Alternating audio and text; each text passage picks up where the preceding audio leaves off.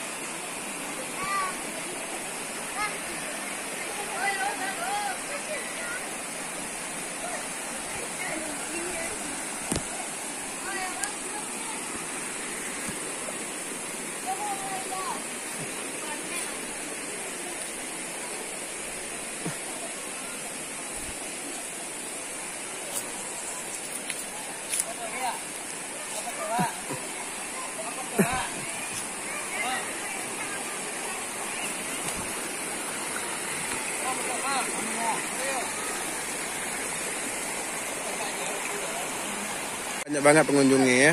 Nah, bener pemirsa. Nah.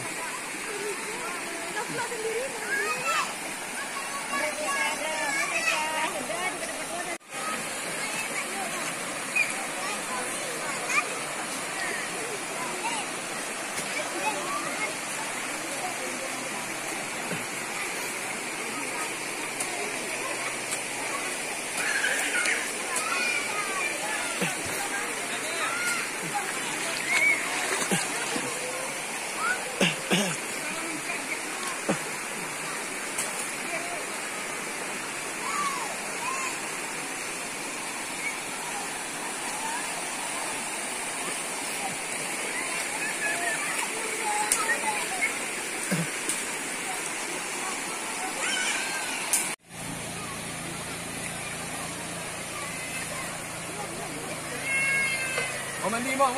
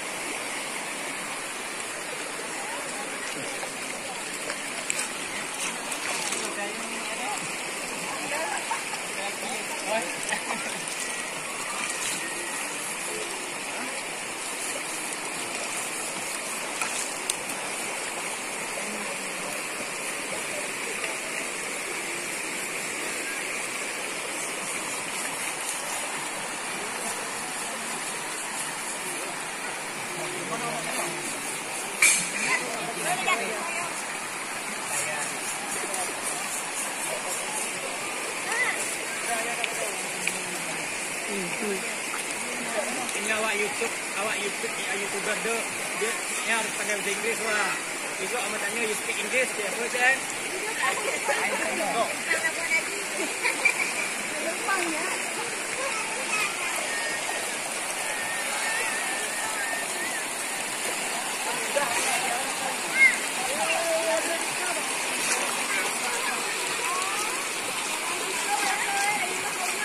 Itu yang minta hilang lagi ni orang. Siap dia kerja orang.